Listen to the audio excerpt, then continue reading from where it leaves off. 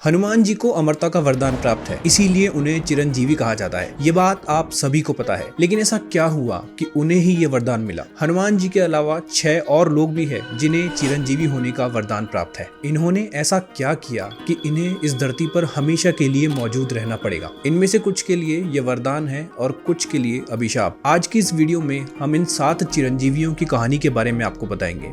राम राम, मेरा नाम है गजेंद्र। आप सभी का हमारे चैनल पर स्वागत है। अगर आप इस चैनल पर नए हैं तो इस वीडियो को लाइक करके इस चैनल को सब्सक्राइब कर दीजिए।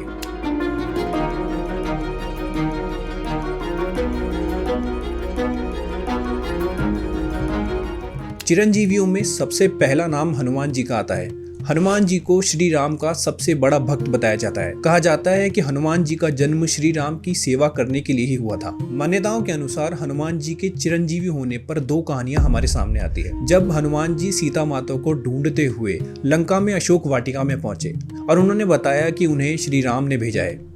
सीता माता ये बात सुनकर बहुत प्रसन्न हुई और उस खुशी में उन्होंने हनुमान जी को चिरंजीवी होने का वरदान दे दिया।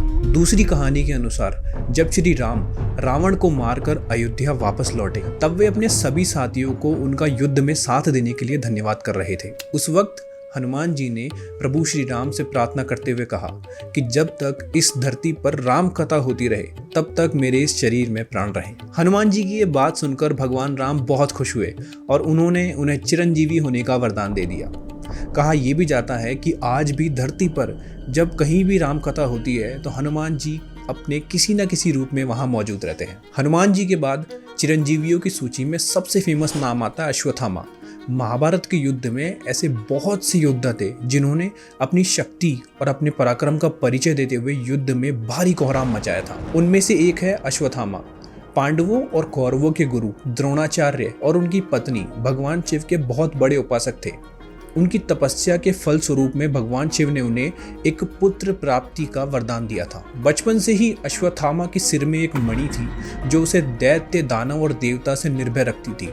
इसी मणि के कारण उस पे किसी भी अस्त्र और शस्त्र का प्रयोग नहीं होता था। गुरु द्रोणाचार्य को अपने कर्तव्यों के कारण महाभारत के युद्ध में कौरवों की तरफ से लड़ना पड़ा और अपने पिता की तरह ही अश्वत्थामा ने अपने दोस्त दुर्योधन के लिए महाभारत के युद्ध में कौरवों का साथ दिया। महाभारत के युद्ध में कौरवों की तरफ से लड़ते हुए अश्वत्थामा ने भयंकर कोहराम मचाया और उसने उस युद्ध में इतनी सारी गलतियां कर दी कि भगवान श्री कृष्ण ने उसके सर से उसकी मणि निकालकर उसे हजारों सालों के लिए यूं ही भटकते रहने का श्राप दिया और कहा कि वो अपनी पूरी जिंदगी एक रोगी की तरह काटेगा। आज भी बहुत सारी घटनाएं हमारे सामने आती है जब बहुत से लोग अश्वत्थामा को देखे जाने का दावा करते हैं। अगर आप चाहते हैं कि मैं इस टॉपिक पे एक अलग से वीडियो बनाऊं तो मुझे कमेंट में जरूर बताएं।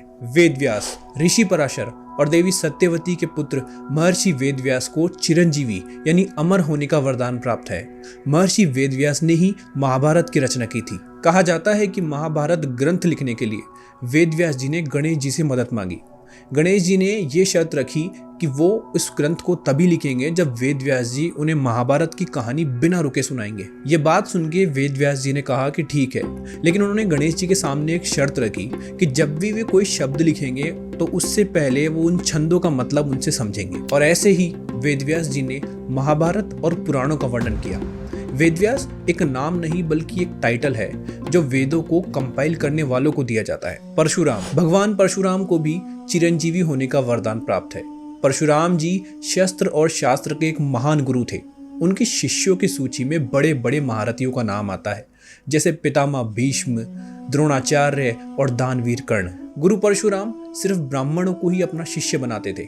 जब कर्ण को ये बात पता चली तो उन्होंने अपने आप को ब्राह्मण बताकर परशुराम जी से अस्त्र और शस्त्र की विद्या प्राप्त की। लेकिन जब परशुराम जी को कर्ण की सच्चाई का पता चला तो उन्होंने कर्ण को श्राप देते हुए कहा कि जब तुझे इस विद्या की सबसे ज्यादा जरूरत होगी तब तू इस विद्या को भूल जाएगा। कल्कि पुराण के अनुसार भगवान परशुराम ही विष्णु जी के 24वें अवतार कल्कि के गुरु होंगे और उन्हें शिक्षा देंगे। राजा बलि असुर वंश में जन्मे एक महान योद्धा, हर अस्त्र और शस्त्र में पारंगत।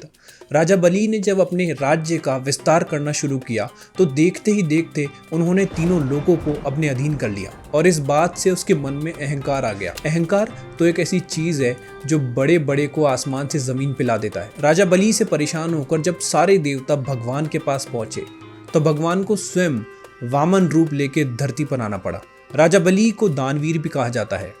तीनों लोगों को जीतने के बाद उन्होंने एक बहुत बड़ा यज्ञ करवाया जिसमें बहुत दूर दूर से लोग आए। उस यज्ञ में भगवान भी अपना वामन रूप लेके पहुंचे और भगवान ने उस राजा से कहा, आप तो बहुत बड़े दानवीर हैं, मैं तो यहाँ सिर्फ 3 पग भूमि लेने आया हूँ, लेकिन मुझे संकोच है कि क्या आप मुझे 3 पग भूमि देने में समर्थ होंगे। भगवान की बात सुनकर राजा बलि को अहंकार आ गया और अहंकार में उसने वचन दे दिया। उसके बाद भगवान ने अपना असली रूप धारण किया। असली रूप धारण करने के बाद भगवान ने 2 पग में ही तीनों लोक नाप दिए और जब तीसरा पग रखने की जगह नहीं बची तो राजा बलि ने विनम्र रूप से भगवान से आग्रह किया कि वे तीसरा पग उसके सर पर रखे। इस तरह से भगवान ने राजा बलि का अहंकार तो तोड़ दिया, लेकिन उसके गुणों से प्रसन्न होकर अनंत काल के लिए उसे पाताल का राजा बना दिया। आज भी कहा जाता है कि ओणम के एक त्योहार पे राजा बलि इस धरती पर अपनी प्रजा से मिलने के लिए आता है। विभीषण, घर का भेदी लंका ढाए, ये कहावत तो आपने बहुत बार सुनी होगी। रामायण में विभीषण ने अपने भाई रावण का साथ ना देते हुए धर्म की राह पर चलने का फैसला किया और युद्ध में रावण के विपरीत श्री राम का साथ दिया। जैसे ही विभीषण जी को पता चला कि रावण सीता जी को छल से हर के लाया है तो उन्होंने रावण को समझाने की बहुत कोशिशें की, परंतु रावण को उनकी कोई बात समझ में नहीं आई। रावण को अपने बल पर बहुत ज्यादा अहंकार हो गया था और इसी बात ने विभीषण जी को मजबूर किया अन्याय का साथ ना देते हुए राम के पक्ष में जाने को। जब रावण का वध करके श्री राम ने लंका पर विजय हासिल की, उसके बाद उन्होंने विभीषण को लंका का राजा बनाया और उसे अमरता का वरदान दिया। कृपाचार्य, धर्म, सच्चाई और अपने सभी शिष्यों को समान रखने के कारण भगवान श्री कृष्ण ने कृपाचार्य को चिरंजीवी होने का वरदान दिया। कृपाचार्य ने महाभारत के युद्ध के दौरान कौरवों के कुल गुरु के रूप में कौरवों का साथ दिया। वो हर अस्त्र और शस्त्र में पारंगत थे। उन्होंने पांडवों और कौरवों दोनों को ही शिक्षा दी थी। उनकी महानता का पता तो इस बात से चलता है कि उन्हें पता था कि कौरव अधर्म कर रहे हैं। इसके बावजूद भी उन्होंने अपने कर्तव्य का पालन करते हुए कौरवों का साथ दिया। दोस्तों, हमारे धर्म में बहुत से महावीर हुए हैं और उनमें से कुछ को भगवान ने चिरंजीवी होने का वरदान दिया है। इनमें से 7 के बारे में हमने आज बात की। अगर आप इसके अलावा भी चिरंजीवियों के बारे में कुछ जानते हैं तो हमें कमेंट सेक्शन में ज़रूर बताइए। आज की इस वीडियो के लिए सिर्फ इतना ही। अगर आपको ये वीडियो पसंद आई तो इस वीडियो को लाइक करके इस चैनल को सब्सक्राइब कर दीजिए। जय श्री राम।